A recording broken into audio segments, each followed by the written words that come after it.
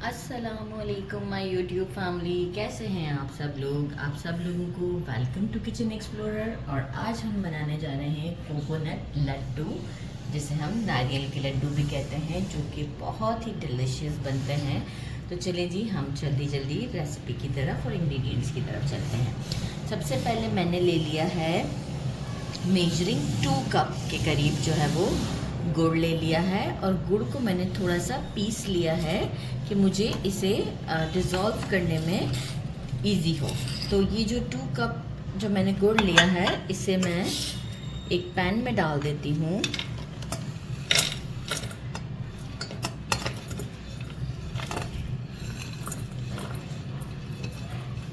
और इसमें हम डालेंगे मेजरिंग 6 टेबल स्पून, जो कि मैंने मेजर करके रखा हुआ है। 6 टेबल स्पून जो है वो हमारे ये वाले, राइट, 6 टेबल स्पून मेजर करके रखा हुआ है वाटर। ये हम इसे इसमें डाल देंगे और मैं इसे रख दूंगी स्टोव पर। कंटिन्यूस स्टर करती रहूँगी ताकि जो है ये थोड़ा सा डिज़ोल्व हो जाए। ये मैं आपको डायरेक्ट डिज़ोल्व करके शो कर दूँगी। अच्छा, मेजरिंग 4 कप के करीब मैंने फ्रेश कोकोनट लिया है। जैसे अगर मेजरिंग 2 कप फ्रेश कोकोनट है तो 1 कप गुड़ जाएगा, और 4 कप मेजरिंग 4 कप है तो 2 कप जो है वो हमारा गुड़ जाएगा। अच्छा, इसे मैंने क्या किया था, ये बारीक वाले ग्रेटर से ग्रेट कर दिया था। अब बारीक वाले ग्रेटर से ग्रेट करने के बाद भी मुझे ये थोड़ा सा बड़ा बड़ा सा लग रहा है कि लड्डू में जो है वो इतना बड़ा पैन नहीं चाहिए।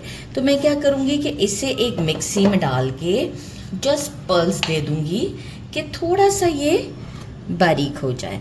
तो जस्ट पल्स दूँगी, बहुत ज़्यादा बारीक भी नहीं करूँगी। तो आपको पल्स देकर शो करती हूँ। इसके बाद हमें क्या चाहिए, कुछ चीज़ें, बहुत इजी और बहुत शॉर्ट रेसिपी है। इसके बाद हमें चाहिए, ये तो मैं पल्स दे दूँगी। अच्छा, इसके बाद हमें चाहिए 1.5 टीस्पून के करीब इलायची पाउडर, पिस्ताशियोज कट किए हुए हैं। It's totally up to you use करने हैं, मैं जस्ट डेकोरेट करने के लिए यूज़ करूँगी, बिल्कुल इसे अंदर नहीं डालूँगी। और 2 टेबल स्पून हमें चाहिए होगा असली घी। तो बस अब हम चलते हैं, अपने ये दोनों काम करते हैं और फिर हम स्टोव की तरफ चलते हैं। गुड़ को मैंने एक स्टोव के ऊपर स्लोली जो है वो मेल्ट होने के लिए छोड़ दिया है, और आप देख सकते हैं ये बिल्कुल स्लोली इजीली हमारा ये काम हो रहा है। सेकंड स्टोव के ऊपर हम जब तक हमारा कोकोनट रोस्ट कर लेते हैं थोड़ा सा। अच्छा जी, देखें, मैंने नॉन स्टिक का पैन लिया है, डाला भी मैंने इसके अंदर कुछ नहीं है। कोकोनट को हम डाल देंगे। फ्लेम को बिल्कुल स्लो रखिएगा और हम इसे 5 to 6 मिनट, 6 to 7 मिनट मैं कहूँगी कि हम इसे स्टर करते रहेंगे, ताकि जो मॉइस्चर है वो भी थोड़ा ख़त्म हो जाए और लाइट सा गोल्डन सा भी टच नहीं चाहिए। लेकिन ये है कि मैं आपको कंडीशन शो करूँगी कि किस तरीके का होना चाहिए। तो आफ्टर 6 मिनट के बाद शो करती हूँ, पर flame should be very slow.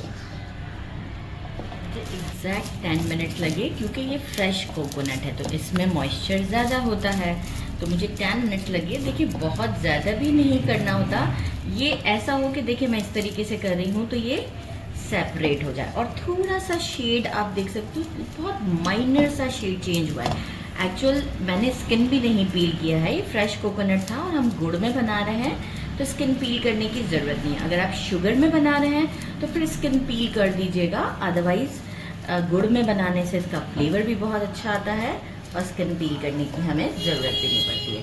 अच्छा, अब मैंने क्या किया था कि जो हमारा गुड़ का जो सिरप रेडी किया था, उसे मैंने थोड़ी देर के लिए स्टोव से फिर उतार दिया था जब वो मेल्ट हो गया था, ताकि जो है वो कोई भी मिट्टी वगैरह है वो नीचे की तरफ बैठ जाए।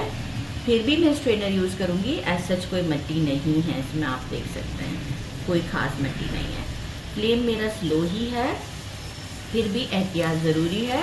हम सीध में चेक कर लेंगे, सीध में है कुछ, राइट, तो ये थोड़ा सा बेटर है हमारे लिए। अब हम क्या करेंगे, इसे कंटिन्यूस स्टर करते रहेंगे स्लो फ्लेम पर फॉर 8 मिनट। आफ्टर 8 मिनट के बाद मैं आपको शो करती हूँ, आपको खुद से भी एक आइडिया हो जाएगा कि ये थिक हो जाएगा।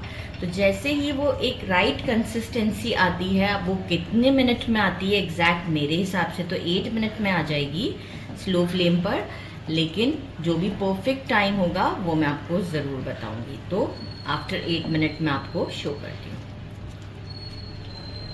मिनट हो चुके हैं मुझे बिल्कुल स्लो फ्लेम पे। अब क्या किया है मैंने, फ्लेम को कर दिया है मीडियम। इलायची पाउडर डाल देते हैं, बस ज़्यादा नहीं डाल रही, थोड़ा रोक देती हूँ क्योंकि एक्चुअल प्रोपोर्शन तो यही है, पर मेरे घर में थोड़ा इलायची की खुशबू कम पसंद की जाती है तो मैंने कम डाला है।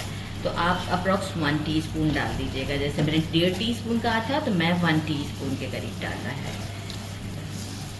क्योंकि इलायची को देखकर ही डर लग जाता है सबको। अच्छा, अब मैं इसे 4 to 5 मिनट तक कुक करती हूँ मीडियम फ्लेम पर, और फिर आपको कंसिस्टेंसी शो करती हूँ।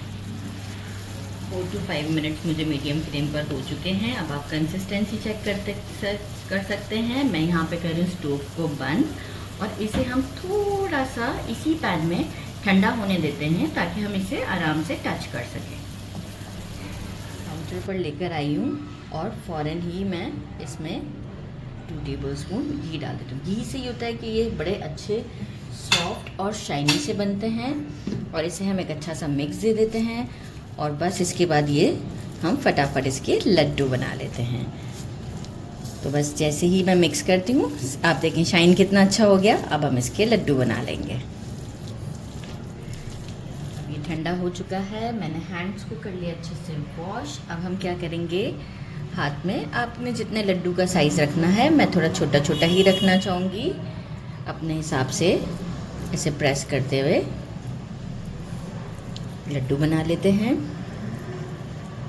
ज़बरदस्त, देखिए स्टेबल भी हो जाएगा, ये स्टेबल है, राइट। अब हम इसे प्लेट में रखते जाते हैं, साथ में थोड़ा सा एक पिस्ता के साथ गार्निश करते हैं, ये चिपक जाएंगे इसके साथ, राइट। अब मैं इस तरीके से सारे लड्डू रेडी कर लेती हूँ और फिर आपको शो करती हूँ।